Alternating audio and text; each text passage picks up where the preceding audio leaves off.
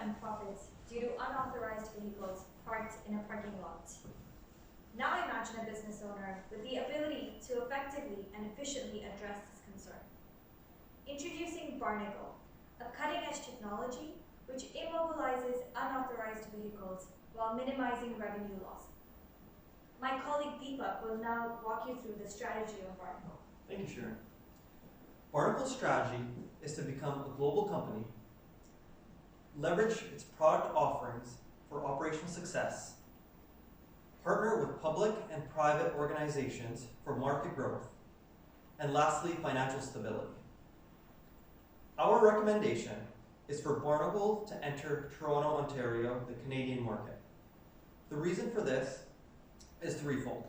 Number one, Toronto has a growing population and a growing immigration population coming from different parts of the world. Secondly, they have a favorable regulatory environment in which Barnacle can enter. And lastly, there has been a growing discontent of unauthorized vehicle parking in public and private parking spots. At this point, I'd like to pass it on to Venkat, who will talk to you a little bit about how we selected Toronto as the go-to market. Thank you, Deepak. So the decision to be made is, why did we select this market? So the first thing that we are going to look at is the product. What is Barnacle? What is the technology behind Barnacle? This is important because we also need to see how the Canadian consumer would react to this. So when we look at the product, the next thing we immediately look at is the financials. And when we're talking about the financials, there are three major factors: the top line, the bottom line, and the potential.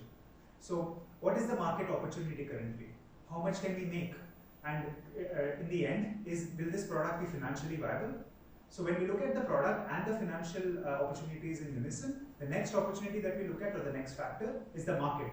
So what are the industry dynamics? What is the competition? How does the consumer react? This is extremely critical to understand how the adoption would take place and how the market factors would either enable or disable us to go ahead. When we look at all of this, the last factor that is extremely critical is the capability. When we talk about Barnacle's capability, we look at the distribution chain, we look at the brand value. So basically to understand how all of these factors can then put in together and then to be able to bring this product to market. The next thing that we would see is the customer and the competition in detail, which my colleague Bhagirath would take forward. Thanks, Venkat. There's really two sides to the story. On the one hand, you've got the customer, who's already constrained with the number of parking spots they have available in the city of Toronto. They're unhappy with how much it costs. They're unhappy with any parking tickets they get, and they're extremely frustrated at even the thought of towing. On the flip side, Barnacle has to consider competition. We've got traditional channels right now, such as clamping and towing. But when you analyze these across various criteria, such as weight and cost, and most importantly, any technological innovation and features that the customers would actually appreciate, Barnacle comes out as the clear winner.